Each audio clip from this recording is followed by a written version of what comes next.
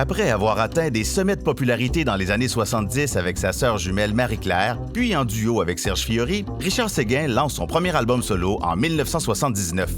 Après plusieurs bons succès au cours de la décennie 80, il frappe un coup de circuit avec son album Journée d'Amérique en 1988. La chanson-titre, qui aborde le quotidien ouvrier, marque profondément la culture populaire québécoise.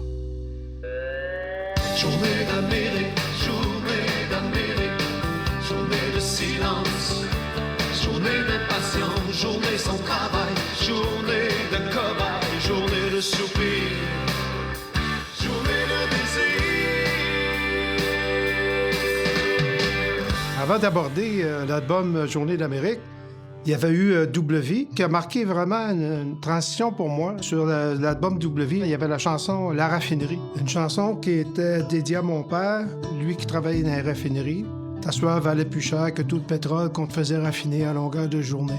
Et je finis la chanson en disant « Je vais crier pour toi ». C'était pour moi, je dis « Je vais chanter ».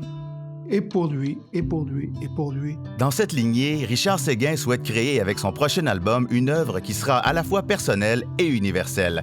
Il souhaite utiliser sa tribune pour parler des réalités des autres, pour amplifier la voix des gens de tous les jours. Il contacte donc son complice d'écriture, le poète et philosophe Marc Chabot, avec qui il a déjà écrit la pièce L'Ange vagabond en collaboration avec sa sœur.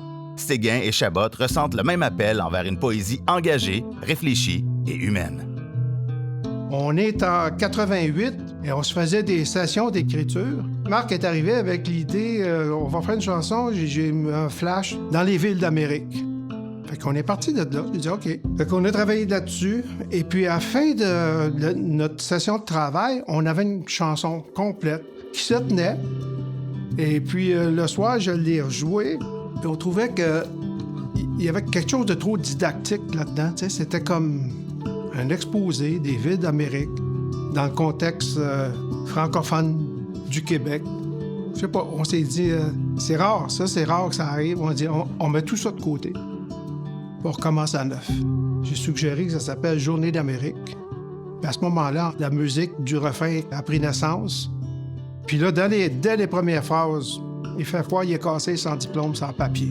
On dit, on part de là, et puis on avait besoin de centrer ça, d'incarner ça dans un personnage. Le personnage de la chanson, c'est le frère de Marc Chabot, qui passait une période très difficile à ce moment-là. On voulait traduire un peu sa réalité. T'sais. Toujours dans le contexte d'une Amérique, mais de cette Amérique francophone.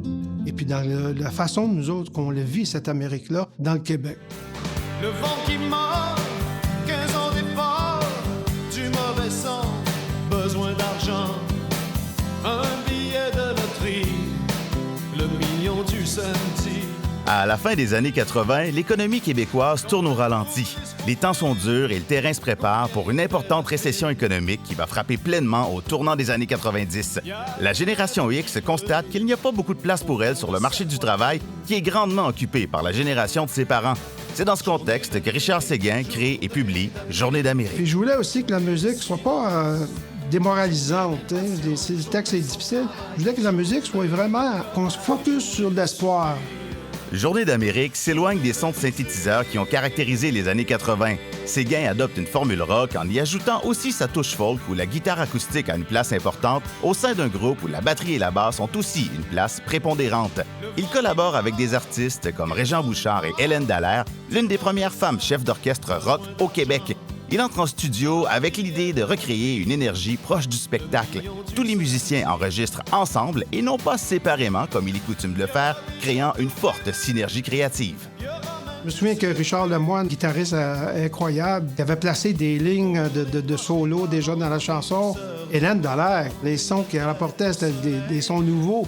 Puis tu avais aussi Paul Pagé, qui était réalisateur. Paul Pagé a signé des albums très, très importants dans les années 80, début 90. Et puis, on n'avait pas aussi le syndrome de l'horloge.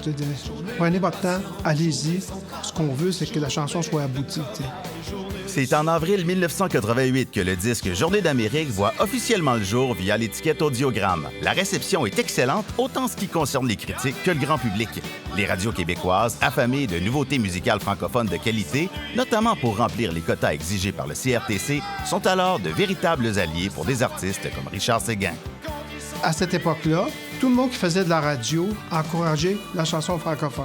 On retrouvait notre désir de se dire, de s'écouter en français dans nos chansons. Le vidéoclip de Journée d'Amérique tourne abondamment sur les ondes de Musique Plus. On peut y voir Richard et son groupe jouer dans une ruelle d'un quartier populaire montréalais entouré d'un public qui bat le rythme en tapant des mains. Séguin arrive ainsi à appuyer l'idée qu'il se fait le porte-voix du vrai monde. L'anecdote, quand j'ai présenté Journée d'Amérique à Paris, la compagnie de disques a refusé le vidéoclip, prétextant que ça ressemblait trop à un quartier italien. Parce que dans la ruelle, il y avait plein de cordes à linge. T'sais. Pour eux autres, c'est pas de la réalité américaine. T'sais. Je trouvais ça drôle de voir la conception qu'il y avait de l'Amérique. C'est notre réalité. La pièce Journée d'Amérique est l'une des principales raisons qui mène Richard Séguin à remporter le Félix de l'album pop-rock de l'année au Gala de la disque de 1988. Le disque se voit aussi remettre la certification platine pour ses 100 000 exemplaires vendus à peine un an après sa sortie. De ses débuts avec sa sœur jusqu'à sa carrière solo, Richard Séguin a toujours su incarner musicalement les époques qu'il a traversées sans jamais mettre de côté son intégrité artistique et son authenticité. Richard Séguin est l'un des plus grands artistes à avoir chanté le Québec, ses réalités et son peuple. Des fois, on la jouait 2 fois en tournée, au début du concert puis à la fin. Les gens chantaient avec nous autres, ils la connaissent par cœur. Ça devient leur chanson.